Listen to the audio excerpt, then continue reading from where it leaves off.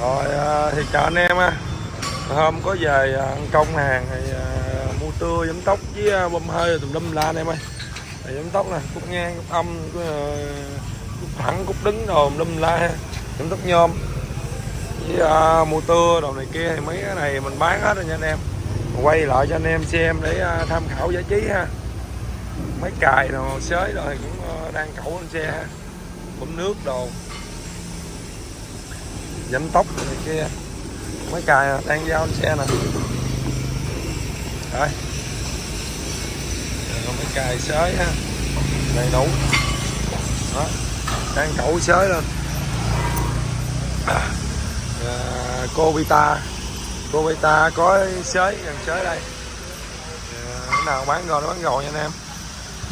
Đó về tùm lum la đó với bơm hơi nén khí ha, bơm hơi nén khí. Đây Toshiba 20 ngựa nha anh em. Toshiba 20 ngựa, hai đầu, bình lớn. Với, cái bình Fuji 317 lít, bình không có đầu, bình không có 4 bánh xe mới tinh, cật te.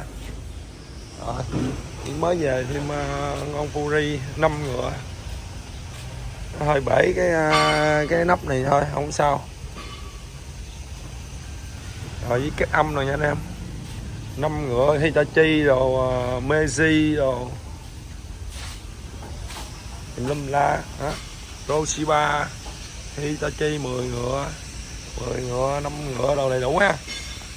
Với mới bình không để mình qua mình quay bình không cho anh em xem. Rồi để anh em, để mình qua mình quay mấy cái bình không về chiều qua luôn cho anh em xem rồi anh em có mua được gì alo ha.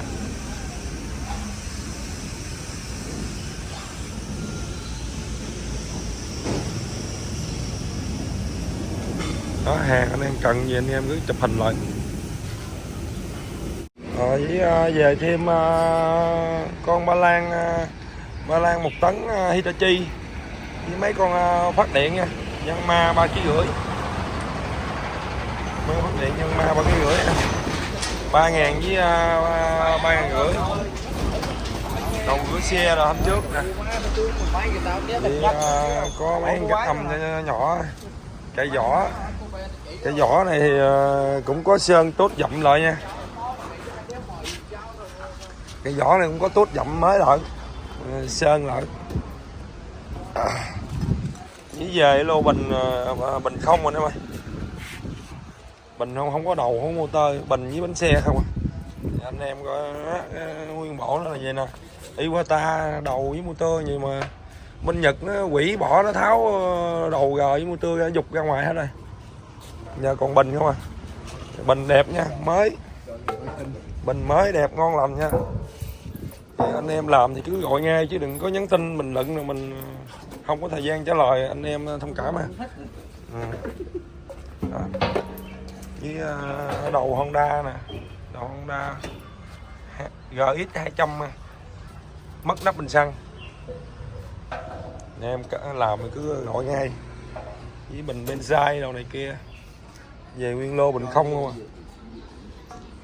Khoan cắt đồ tùm lum la hết, mấy nổ Fuji đồ, nén khí rồi tùm lum la. Thì, anh em cần thì cứ gọi ngay, chụp hình lại mình quay rất là chậm ha. Cần mua gì thì cứ anh em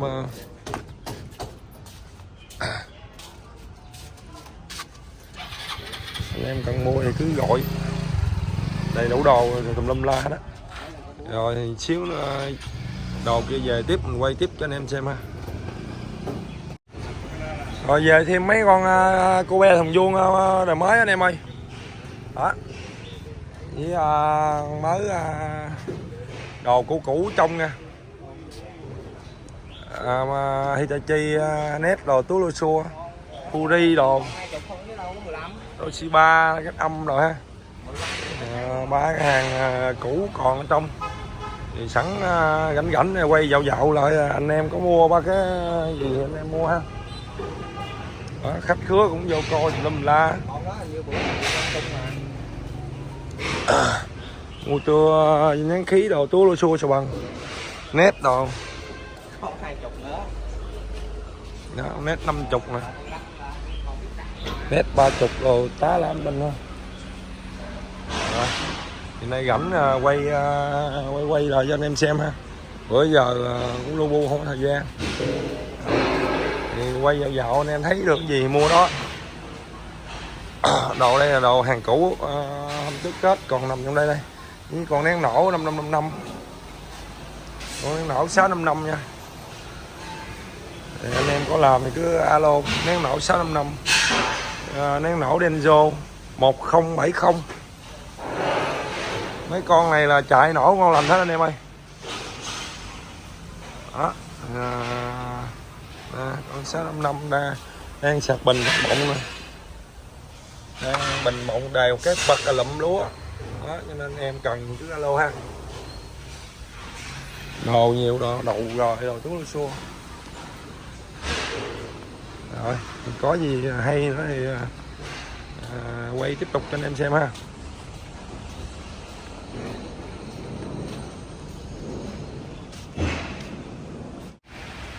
Rồi bơm Hitachi mới về anh em ơi. Hitachi 10 ngựa nha. Thì anh em làm 10 ngựa Hitachi bơm bình này kia thì cứ alo, đây 15 ngựa Hitachi nè. 15 ngựa Hitachi nha. Đó, 10 ngựa Hitachi nhiều anh em làm hết lô cứ liên hệ. Ở đây có 2 con 15 ngựa Hitachi mới về. Còn bụi bặm tùm la. 10 ngựa. Thì anh em làm hết lô thì cứ 10 ngựa, 15 ngựa Hitachi thì cứ quơ hết thì mình tính cái giá quơ hết nha. Còn mấy con này là hàng dọn rồi để bán cho khách xài nha. Cái nào cái mấy này chưa dọn nè, hàng còn zin nè. Thì anh em làm cứ alo. Mấy con này dọn rồi thì anh em mua về việc xài thôi. Không cần sơn sửa tốt gì hết á. Hàng này hàng còn zin nha. Hàng zin nó còn mới mẻ đẹp. 10 ngựa. Đó. Thì nay rảnh quay lại dàn bơm hơi ha. Còn anh em làm ga thì lấy mấy con Toshiba nè, Fuji, Meiji rồi nè. Bình lớn, bình 500-600 lít. Bình chứa đây Hitachi 7,5 bình 500-600 lít. Thì anh em về làm này cái lắc nó đây. Bình 1000 lít. Đó, Hitachi motor 10 ngựa. Bên kia bình cũng 1000 lít motor 7,5 bình 7,5 lít gì đó. Meiji, Toshiba. Rồi viên mới cách âm rồi này kia.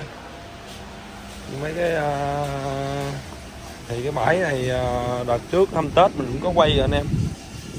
Thì nay rảnh quay dạo cho anh em ha. Hitachi 10 ngựa ha. Mới. Anh em làm hết Hitachi cứ alo ha. Phải anh Gọt. Bữa giờ muốn bán được không?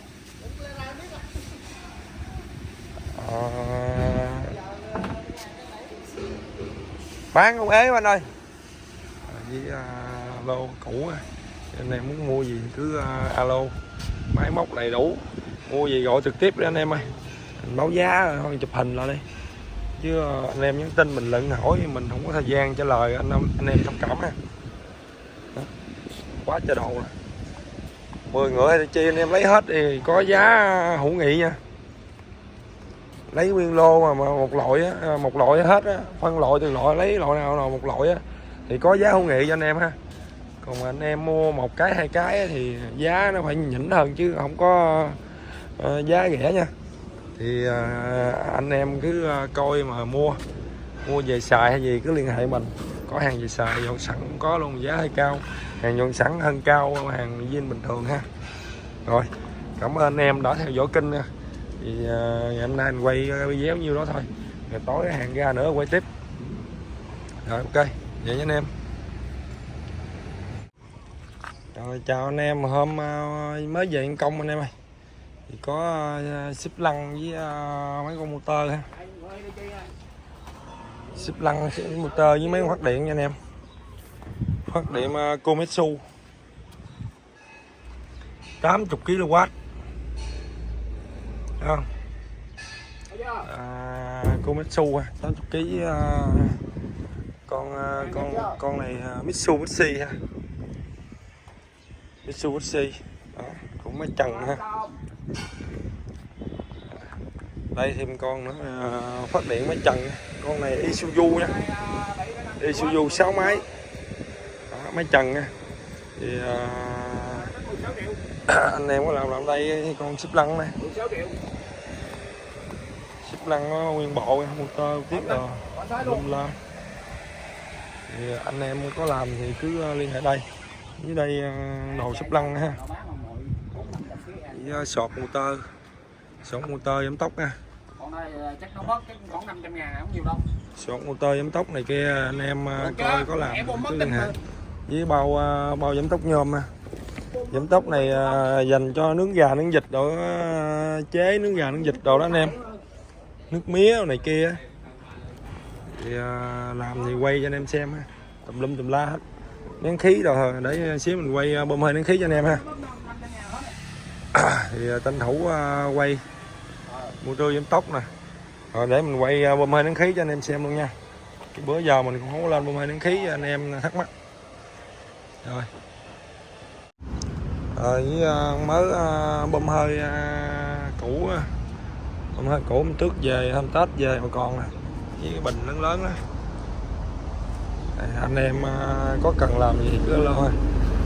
Chỉ có cái bình Angen, máy này máy 3 máy nha, máy Iseki, có đề luôn, có bình với máy không à, đầu hơi với bình dầu không à, chưa thiếu đầu hơi nha.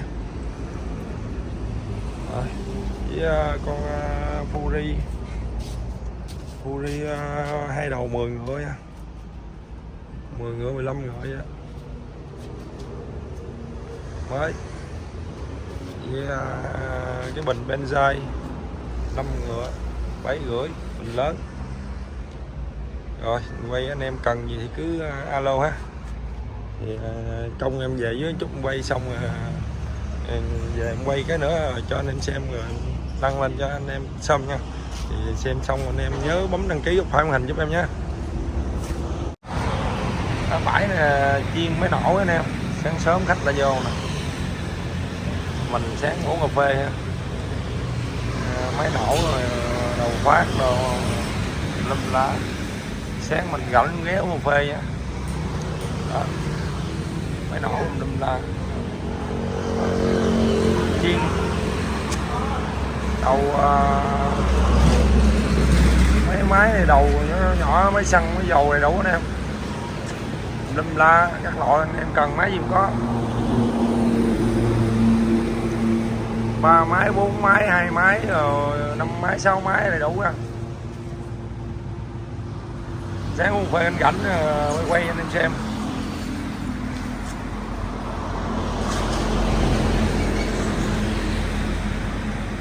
Hino, Cobeta, Yanma rồi tùm lum á.